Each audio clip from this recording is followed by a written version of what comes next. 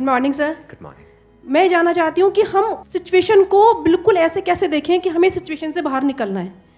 कि मान लो हमारे पास बार बार कोई प्रॉब्लम आ रही है, हम उसे फेस कर रहे हैं, फिर जो आसपास के हमारे सराउंडिंग्स के लोग हैं वो भी टाउंटिंग कर रहे हैं हम पर, नहीं तुमने पहले भी ऐसे किया था, अब फिर तुम फेल हो जाओगे इसमें। तो वहाँ जा करके हम स्टक हो जाते हैं और फिर हमारा कॉन्फिडेंस लूज हो जाता है। हम एग्जैक्टली कहाँ स्टक हो जाते हैं, जिसको आप जो वर्ड यूज कर रहे हो स्टक हो जाते हैं, मतलब आप कह रहे हो कि हम अपनी थिंकिंग में स्टक हो जाते हैं। थिंकिंग में स्टक हो जाते हैं, राइट? कि हम ओवर थिंकिंग में चले जाते हैं। ओवर थिंकिंग कि हम बैठे बैठे बस सोचते रहते हैं कि ऐसा क्यों हुआ, क्या हुआ, ऐसा नहीं होना चाहिए, कि हमारे में कुछ कमी ऐसा हो गया तो क्या होगा, वैसा हो गया तो क्या होगा, मैं दोबारा भी ट्राई किया नहीं हुआ तो क्या होगा। हम जानते हैं कि पहले भी ऐसा हुआ था, फिर हमने उसे ओवरकम कर लिया, लेकिन बार बार वही चीज आते आते फिर वही ब्रेन का जो कंफर्ट जोन है हम फिर वहीं स्टक होने लगते हैं। और जिस कंफर्ट जोन की आप बात कर रहे हो वो एक्चुअल में ओवर थिंकिंग वाला जोन है। ओवर थिंकिंग वाला जोन है, मतलब बैठे बैठे बस सोचते रहते हैं जैसी हमारी कंडीशनिंग हुई है, कर कुछ नहीं पाते हैं। करते भी हैं तो थोड़ा सा करना शुरू करते हैं, उसके बाद वापस से वो थॉट्स हमारे ऊपर हावी हो जाते हैं। राइट? यही आप कह रहे हैं। राइट सर, प्रॉब्लम जो है इतनी ज़्यादा, क्योंकि एक्चुअली क्या लाइफ में अगर कुछ अच्छा होता है तो शायद हम प्रॉब्लम से इजीली निकल जाते हैं, बट बैक टू बैक जब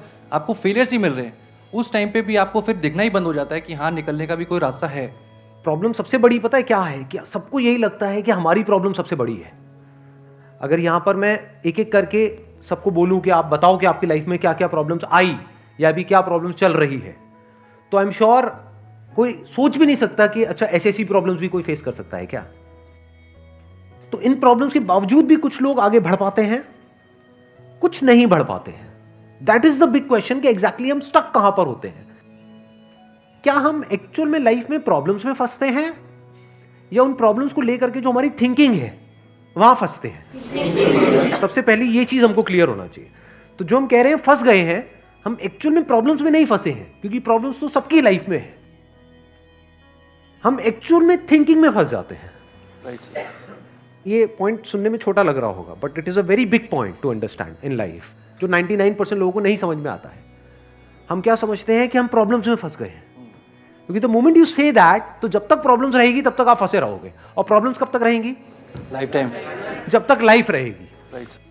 बट द मोमेंट यू से कि मैं प्रॉब्लम्स में नहीं फंसा हूं, प्रॉब्लम्स मतलब लाइफ में नहीं फंसा हूं, मैं लाइफ के बारे में जो मेरी थिंकिंग है उधर मैं फंस गया हूं जाकर के।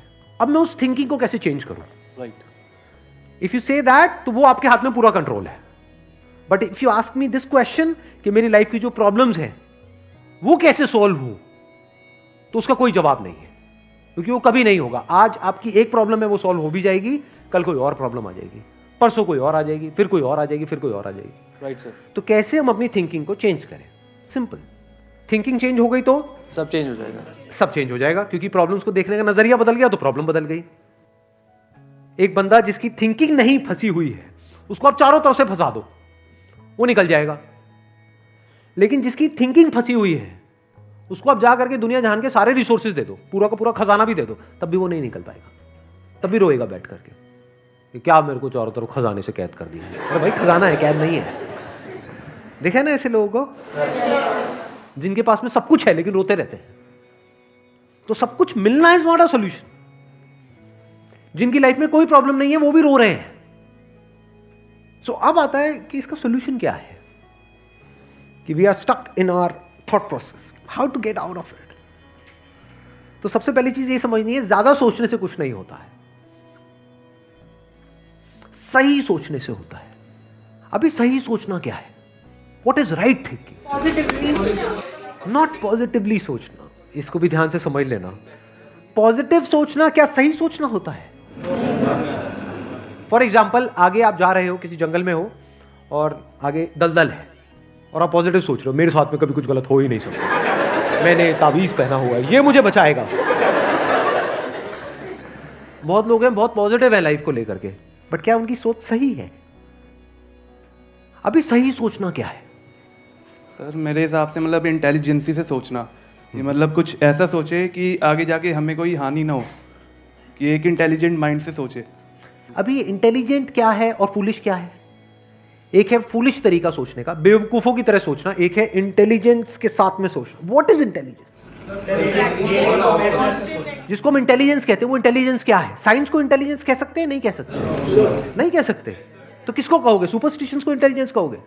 सुपरस्टिशंस मतलब क्या? बिलीफ, कुछ भी मान रखा है उसको पकड़ के बैठे हुए उसके हिसाब से एक्ट कर रहे हैं। उसको इंटेलिजेंस कहोगे या साइंस जिस तरीके से आगे बढ़ रही है उसको इंटेलिजेंस कहोगे? एग्जैक्टली। तो साइंटिफिक वे ऑफ थिंकिंग समझना पड़ेगा, वो क्या है, उसको अपनी लाइफ में लगाना पड़ेगा, तब आप कह सकते हो आपकी जो थिंकिंग है वो सही है। अब ये साइंटिफिक थिंकिंग मतलब क्या? रियलिटी को एज इट इज देख लेना, दैट इज साइंटिफिक थिंकिंग। यही तो है, और क्या है? There are laws of this universe, उसको एज इट इज देख लेना, उसको ऑब्जर्व करना, यही तो है साइंटिफिक थिंकिंग। उन लॉज को बदलना नहीं, क्योंकि साइंस बदल नहीं सकती उन लॉज को। लॉ ऑफ ग्रेविटी को साइंस बदल नहीं सकती है, उस लॉ को समझ करके उसके हिसाब से एक्ट कर सकती है। इसी साइंटिफिक थिंकिंग को अगर हमको अपनी लाइफ में लगाना हो तो इसका मतलब क्या? एक थिंकिंग हो सकती है लाइफ से रिलेटेड, जो भी आपके दिमाग में कचरा भरा पड़ा है बचपन से लेकर के आज तक, जैसा आपको समझाया गया है लाइफ के बारे में। किसने समझाया है? वो लोग जो खुद नहीं समझते, लाइफ के बारे में अपने अपने बिलीव्स बनाए हुए हैं, अपने अपने स्टैंड पॉइंट से लाइफ को देख रहे हैं। फॉर एग्जाम्पल, कोई हिंदू है तो एक तरीके से लाइफ को देख रहा है, कोई मुस्लिम है तो अलग तरीके से लाइफ को देख रहा है, क्रिश्चियन है तो अलग तरीके से देख रहा है। क्या सही है इन तीनों में से? कि तीनों को सही थिंकिंग कह सकते हैं? ना, क्योंकि आपस में लड़ झगड़ रहे हैं। साइंस में कोई लड़ाई झगड़ा होता है? अगर मैं किसी साइंटिफिक फैक्ट के बारे में बात करूंगा, क्या कोई हिंदू, मुस्लिम, क्रिश्चियन आकर के आपस में लड़ सकते हैं? नहीं। तो ये सही थिंकिंग है। एक है जो हमें सही लगता है, एक है जो सही होता है। दोनों में जमीन आसमान का फर्क है। एक है जो आपको सही लगता है, एक है जो सही है। तो साइंटिफिक थिंकिंग का मतलब क्या, अगर इसको हमको लाइफ में लगाना हो तो, यानी लाइफ को आप एज इट इज देखो, ऑब्जर्व करो, फिर उसके बारे में सोचो। This is scientific thinking. और ये जो फंडा जिसकी मैं बात कर रहा हूं, इसको आप लाइफ के किसी भी एस्पेक्ट में लगा सकते हो। इसको बिजनेस में लगा सकते हो, इसको जॉब में लगा सकते हो, इसको रिलेशनशिप में लगा सकते हो, इसको हेल्थ में लगा सकते हो। बिजनेस क्या है अगर रियलिटी को एज इट इज देखना नहीं है तो? अब ये जो आपने कहा कि बिजनेस में सब झूठे भरे पड़े हैं, क्या ये सच है या आपका अपना एक स्टैंड पॉइंट है? अभी इन्होंने बोला कि बिजनेस में सब झूठे भरे पड़े हैं। अभी ऐसे ही यहाँ पे मैं अलग अलग लोगों से अलग अलग बातें पूछूंगा ना, तो सब बड़े कॉन्फिडेंस से बोलेंगे, as if they know it for sure. जैसे मैं पूछूंगा, हाँ भाई यहाँ पे किसी मेल का किसी का ब्रेकअप हुआ होगा, तो सारी लड़कियां ऐसी होती हैं, सब धोखेबाज हैं। ऐसी ही कोई लड़की से पूछूंगा, वो आकर के बोल देगी, सर ये तो मर्द जात तो है ही ऐसी, इससे कुछ हो ही नहीं सकता। क्या ये सच है या आपका अपना एक स्टैंड पॉइंट है, अपना आपका एक बिलीफ है?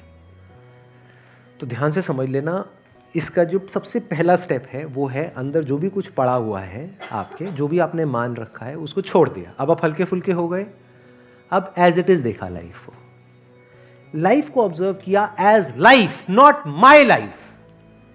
फॉर एग्जाम्पल, एंगर, क्या एंगर आपका है? No sir. बट आप एंगर का सोल्यूशन कैसे निकालते हो? मुझे गुस्सा आता है, मुझे गुस्सा नहीं करना है। कभी भी आप एंगर का ऐसे सोल्यूशन निकाल ही नहीं सकते। सिर्फ आपको आता है गुस्सा या सबको आता है? सबको आता है। तो क्या एंगर सिर्फ आपकी प्रॉब्लम है या एंगर एक लाइफ की प्रॉब्लम है? Fear, if you can look at fear, not your fear और माई फियर, फियर, डर है ना, वो डर क्या है? Can you look at it? इसको बोलते हैं साइंटिफिकली चीजों को देखना। रिलेशनशिप, नॉट माई रिलेशनशिप और योर रिलेशनशिप, रिलेशनशिप। तो इस तरह से जब हम चीजों को देखते हैं ना, not from a subjective point of view but from an objective point of view, जैसे एक साइंटिस्ट देखता है, जैसे एक साइंटिस्ट ऑब्जर्व करता है, वहां पे ना खुश हुआ जाता है, ना परेशान हुआ जाता है, ना पॉजिटिव हुआ जाता है, ना नेगेटिव हुआ जाता है। This positive and negative is your stand point, is a subjective point of view. In objective reality, उसमें खुश क्या होना है और दुखी क्या होना है, वहां पर सब कुछ क्लियरली नजर आ रहा होता है। वहां पे कभी भी हमारी थॉट प्रोसेस स्टक नहीं होती है, हम फंस ही नहीं सकते।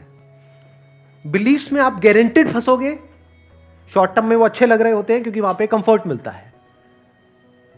जो भी हमने मान रखा है, अगर उसको पकड़ करके हम बैठे रहें और उसमें गोल गोल घूमते रहें तो बड़ा कंफर्ट मिलता है, लेकिन आगे जाकर के वो हमको फंसा देता है, एंटैंगल्ड कर देता है। बट जो रियलिटी है वो धीरे धीरे धीरे धीरे आपको आजाद करती रहती है, जितना आप रियलिटी को समझ जाते हो उस लेवल तक।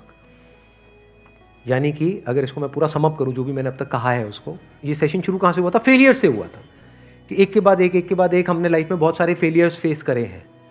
तो अब अपने फेलियर्स को ऑब्जर्व मत करो, अपने को बीच में से हटा दो, ऑब्जर्व करो ये जो फेलियर्स हैं ये क्या है।